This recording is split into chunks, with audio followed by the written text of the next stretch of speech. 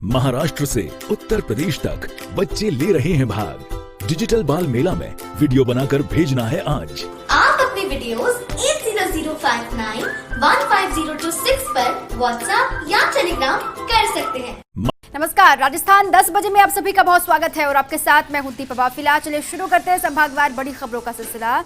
जयपुर संभाग की आज की बड़ी खबर आप तक पहुंचाने के लिए हमारे साथ जुड़े हुए हैं कृष्णकांत वशिष्ठ। आखिरकार लंबे इंतजार के बाद वही हुआ जिसके संकेत फर्स्ट इंडिया न्यूज ने बहुत पहले दे दिए थे।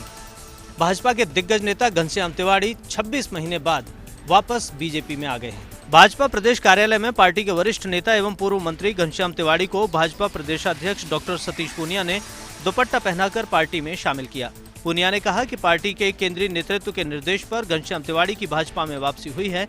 तिवाड़ी विचार, परिवार एवं संगठन के वरिष्ठ, अनुभवी एवं पुराने सदस्य हैं। सतीश पूनिया ने घनश्याम तिवाड़ी का भाजपा में स्वागत किया। घनश्याम तिवाड़ी ने कहा कि मैं पहले भाजपा में था, बीच में जब मैं पार्टी से दूर था तभी से मेरा मन पार्टी से जुड़ा रहा और आज फिर से मैं भाजपा में हूँ। तिवाड़ी ने राजस्थान भाजपा इकाई और केंद्रीय नेतृत्व का धन्यवाद देते हुए कहा कि उन्होंने पार्टी में आने के लिए एक पत्र लिखा था और उसके बाद उनकी वापसी हुई है। तिवाड़ी ने कहा कि वे पहले संघ और जनसंघ से जुड़े रहे और भाजपा के जन के साथ ही भाजपा से जुड़ गए। उन्होंने कहा कि मेरी रग रग में मेरी भारतीय जनता पार्टी समाई हुई है। तिवाड़ी ने कहा कि भाजपा के साथ जुड़ा हूं, लेकिन कुछ परिस्थितियां ऐसी आ गई थी जिसकी वजह से पार्टी बनानी पड़ी। उन्होंने कहा कि मैंने कांग्रेस की कभी प्राथमिक सदस्यता नहीं ली, केवल उनके मंच पर गया। कांग्रेस पार्टी के किसी भी कार्यक्रम में कोई हिस्सा नहीं लिया, चाहे वो सीएए के विरोध में हो या कोई अन्य विरोध प्रदर्शन। तिवाड़ी ने कहा कि उन्होंने हमेशा भगवान से प्रार्थना की और यही दुआ मांगी कि भाजपा में वापसी। उन्होंने कहा कि जीवन भर जिन सिद्धांतों के लिए वे लड़ रहे थे, चाहे उसमें राम मंदिर हो या धारा 370, ये सभी प्रधानमंत्री नरेंद्र मोदी और भाजपा के केंद्रीय नेतृत्व ने पूरे किए हैं। ऐसे में उनके मन में छटपटाहट थी और वे बाहर नहीं रह सकते थे। तिवाड़ी ने चुनाव लड़ने के सवाल पर कहा कि मैंने कई चुनाव लड़े हैं और पार्टी ने मुझे बहुत कुछ दिया है। ऐसे में पार्टी आगे जो भी निर्देश देगी उसे मानेंगे। उन्होंने कहा कि मेरी इच्छा है कि एक बार फिर से राजस्थान में भारतीय जनता पार्टी की सरकार बने, उसके लिए वे हर संभव प्रयास करेंगे। वहीं परिवार के किसी भी सदस्य के भारतीय जनता पार्टी से चुनाव लड़ने के सवाल पर उन्होंने कहा कि मेरे परिवार के सभी सदस्य संघ और भाजपा से जुड़े हुए हैं और सभी को अपने निर्णय लेने की स्वतंत्रता है। लेकिन एक बात साफ है कि घनश्याम तिवाड़ी की भारतीय जनता पार्टी में वापसी के बाद जयपुर शहर के 3 विधानसभा क्षेत्रों की गणित बिगड़ सकती है, जिनमें एक सांगानेर विधानसभा क्षेत्र है, दूसरा सिविल लाइंस विधानसभा क्षेत्र और तीसरा मालवीय नगर क्षेत्र। लेकिन एक बात साफ है कि घनश्याम तिवाड़ी लंबे समय से भारतीय जनता पार्टी के नेताओं के संपर्क में थे, तो दूसरी तरफ राष्ट्रीय स्वयंसेवक संघ के कई प्रचारकों, जिनमें प्रकाश चंद्र और अन्य प्रचारकों से उनका सतत संवाद भी रहा। एक बात तो तय है कि तिवाड़ी की भाजपा में वापसी के बाद पार्टी की अंदरूनी ब्राह्मण पॉलिटिक्स में भी कुछ परिवर्तन देखने को मिल सकते हैं। जयपुर के बाद चलिए आगे बढ़ते हैं, आपको ले चलते बीकानेर संभाग की आज की बड़ी खबर आप तक पहुंचा रहे हैं हमारे संवाददाता लक्ष्मण राघव। ऊर्जा एवं जलदाय मंत्री डॉक्टर बीडी कल्ला रहे बीकानेर दौरे पर। पानी बिजली की योजनाओं को लेकर बनाया रोड मैप।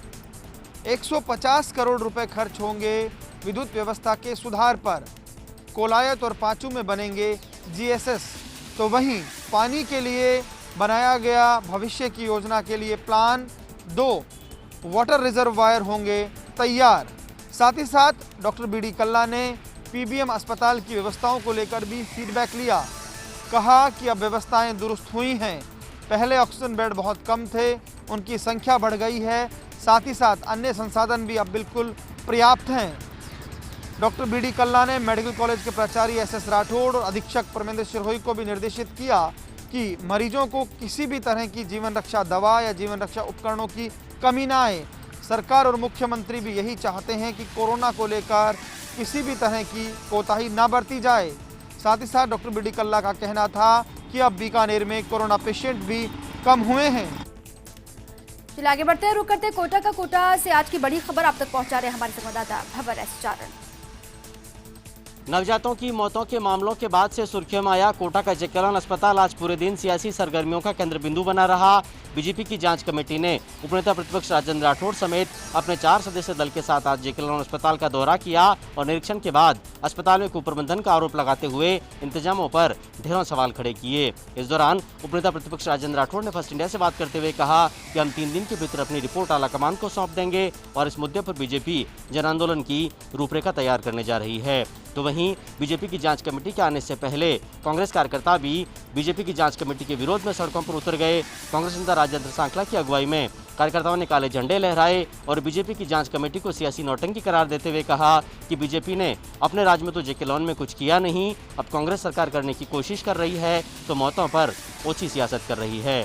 हालांकि बीजेपी की जांच कमेटी के आने से पहले ही कांग्रेसी कार्यकर्ताओं का विरोध प्रदर्शन समाप्त हो गया, लेकिन बीजेपी और कांग्रेस कार्यकर्ताओं में टकराव की आशंका को देखते हुए जेके लॉन में पुलिस ने आज दिन भर भारी जाब्ता तैनात किए रखा। तो इससे पहले बाल अधिकार संरक्षण आयोग की अध्यक्ष संगीता बेनीवाल ने भी जेके लॉन अस्पताल का दौरा किया और निरीक्षण के बाद फर्स्ट इंडिया से बात करते हुए बेनीवाल ने साफ तौर पर कहा कि जेके लॉन बदइंतजामियों का अस्पताल है। इस पूरे मामले में आयोग ने रिपोर्ट तलब की और इस रिपोर्ट के आने के बाद निश्चित रूप से इस पूरे मामले में आयोग एक्शन भी लेगा। आगे बढ़ते हैं, आपको लिए चलते हैं अजमेर संभाग की आज की बड़ी खबर आपको बता रहे हैं हमारे संवाददाता कौशल जैन। अजमेर संभाग के चारों जिलों में नवनिर्वाचित जिला प्रमुखों ने संभाला पदभार। अजमेर, नागौर, टोंक और भीलवाड़ा में बनी गांवों की सरकार। 3 पर महिला शक्ति तो 1 पर पुरुष ने दर्ज करवाई थी जीत। पंचायत चुनावों के बाद बदले समीकरण और राजनीतिक उथल पुथल के बाद अजमेर संभाग के चारों जिलों में नवनिर्वाचित जिला प्रमुखों ने अपना पदभार ग्रहण कर लिया। अजमेर में सुशील कंवर पलाड़ा, नागौर में भागीरथ राम, भीलवाड़ा में बिरजी देवी तो टोंक में सरोज बंसल ने पदभार ग्रहण करने के बाद बताई अपनी प्राथमिकताएं। संभाग में सुशील कंवर पलाड़ा बतौर निर्दलीय संभाला पदभार, तो वहीं शेष तीनों ने भारतीय जनता पार्टी के सिंबल पर जीता था चुनाव। पदभार संभालने के बाद अजमेर जिला प्रमुख सुशील कंवर पलाड़ा ने बड़ा ऐलान करते हुए कहा कि उनकी सारा वेतन गरीब कन्याओं की शादी और गरीबों के कल्याण कार्य में आएगा। अजमेर संभाग में महिला सशक्तिकरण का बना बेजोड़ उदाहरण संभागीय आयुक्त डॉक्टर वीना प्रधान तो अजमेर जिला प्रमुख सुशील कंवर पलाड़ा। भीलवाड़ा से बिरजी देवी तो टोंक में सरोज संभालेंगी गांवों की सरकार का कामकाज। आगे बढ़ते हैं, रुक करते हैं उदयपुर का। उदयपुर संभाग की आज की बड़ी खबर आपको बता रहे हैं बांसवाड़ा से हमारे संवाददाता अनुपम दीक्षित। बिजली विभाग की लापरवाही के चलते कल एक शिक्षिका जिंदा जल गई अपनी स्कूटी के साथ। इसको लेकर के आज बागीदौरा क्षेत्र के तमाम समाज के लोगों का धैर्य जवाब दे गया और उन्होंने बागीदौरा कस्बा बंद कर प्रदर्शन किया। ऐसे में बिजली विभाग ने माफी मांगी है और मामले को शांत कराया है। बागीदौरा उपखंड के नौगांवा के निकट एक शिक्षिका जिनका नाम नीलम पाटीदार था और वे बागीदौरा की रहने वाली थी, यूपीएस गणेशपुरा में शिक्षक थी। वे अपनी ड्यूटी पर जा रही थी, तभी सुबह करीब 10:30 बजे 11 kV का लाइन का तार उनके ऊपर गिर गया, जिससे वे जिंदा जल गई स्कूटी सहित। इस मामले को लेकर के बिजली विभाग ने कल कहा था कि उनकी कोई लापरवाही नहीं है। इसके बाद से ही बिजली विभाग कटघरे में आ गया था। आज लोगों का धैर्य जवाब दिया और धीरे धीरे करके बागीदौरा में बड़ी संख्या में आसपास के लोग इकट्ठे होने लगे और यह लोग किसी राजनीतिक दल के द्वारा नहीं बुलाए गए थे, स्वयं पहुंचे थे और बागीदौरा कस्बे को बंद कर दिया गया। जगह जगह प्रदर्शन किए गए। ऐसे में बिजली विभाग ने लिखित में माफ़ी मांगी है और कहा है कि उनके बयान से जिस किसी को भी दर्द हुआ उसके लिए वे माफ़ी मांगते हैं। बताते चलें, यह एक तरह से हादसा नहीं बल्कि हत्या है, क्योंकि इस तरह की लापरवाही बहुत बड़ी लापरवाही है। क्योंकि हमेशा बिजली विभाग रख रखाव के नाम पर कटौती करता है, फिर भी ऐसे हादसे कई तरह के सवाल खड़े करते हैं। वहीं बताते चलें, बांसवाड़ा में एक और हादसा ऐसा ही हुआ था, पर उसमें किसी की जान नहीं गई। यह आसन के निकट हुआ। बिजली विभाग पूरे वर्ष भर रख रखाव के नाम पर तमाम बार और कई दिनों तक लगातार बिजली कटौती करता है। बावजूद इस तरह के हादसे जब होते हैं तो समाज हो या फिर व्यक्ति, मन में दर्द भी उठता है और परेशानी भी होती है। इसी का नज़ारा आज हमें बागीदौरा क्षेत्र में देखने के लिए मिला, जहां तमाम समाज के लोगों ने बागीदौरा को बंद करके प्रदर्शन किया। एसडीएम कार्यालय गए, बिजली विभाग के कार्यालय गए। ऐसे में संबंधित अभियंताओं ने लिखित में माफ़ी मांगी है और कहा है कि उनके कारण जो दर्द हुआ है, उन्होंने जो बयान दिए थे कल, उसको लेकर के जो भी दर्द हुआ है, जो भी परेशानी हुई है, उसके लिए माफ़ी मांगते हैं। बताते चले, कल गणेशपुरा में स्कूल जा रही शिक्षिका नीलम पाटीदार के ऊपर 11 kV का तार गिर गया था, जिससे वे स्कूटी सहित जिंदा जल गई थी। फिलहाल आगे बढ़ते हैं, आपको ले चलते हैं भरतपुर संभाग की आज की बड़ी खबर आप तक पहुंचा रहे हमारे संवाददाता रवि कटारा। भरतपुर की झुरेरा थाना पुलिस की बड़ी कार्रवाई। 3 अंतर्राज्यीय टटलूबाजों को पुलिस ने किया गिरफ्तार। आरोपियों से 2 पीतल की ईंटें भी की बरामद। जिले में ऑनलाइन ठगों व टटलूबाजों के खिलाफ चलाए जा रहे अभियान के तहत झुरेरा थाना पुलिस ने पीतल की ईंटों को सोने की ईंट बताकर ठगी करने वाले 3 आरोपियों को गिरफ्तार किया है। साथ ही उनके कब्जे से 2 पीतल की ईंटें, 3 मोबाइल, 1 मोटरसाइकिल को भी बरामद किया है।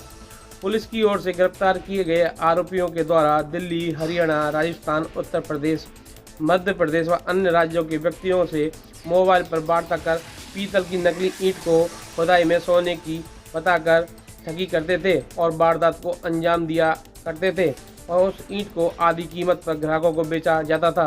इस पूरे मामले में सबसे बड़ी बात यह रही कि टटलूबाजों के द्वारा एक कांस्टेबल को फ़ोन किया गया, जिसके बाद कांस्टेबल ने थानाधिकारी को पूरे मामले की सूचना दी। थानाधिकारी ने एक टीम का गठन किया, जिसके बाद इन टटलूबाजों को पकड़ा जा सका। आगे बढ़ते हैं, रुक करते हैं जोधपुर का। जोधपुर संभाग की आज की बड़ी खबर आप तक पहुंचा रहे हैं हमारे संवाददाता राजीव गौड़। कोरोना वायरस के खतरे से बचाने के लिए प्रदेश के मुख्यमंत्री अशोक गहलोत ने लगातार तैयारी कर रही है और जब वैक्सीन आने की बात आ रही है तो ऐसे में उन्हीं के निर्देशन में राजस्थान में 3 राज्य स्तरीय सेंटर बनाए गए, जिसमें उदयपुर, जयपुर के अलावा जोधपुर को भी चिन्हित किया गया है। जोधपुर के जालमन स्थित चिकित्सा स्वास्थ्य निवास भवन में आवश्यक तैयारियाँ चल रही है। सीएमएचओ डॉक्टर बलवंत पंडा के निर्देश में तैयारियों पर किया जा रहा है। विभाग की द्वारा 30,000 हेल्थ वर्कर्स को वैक्सीन का टीका लगेगा। उसके बाद नियमित बिल्कुल तय किए जाएंगे।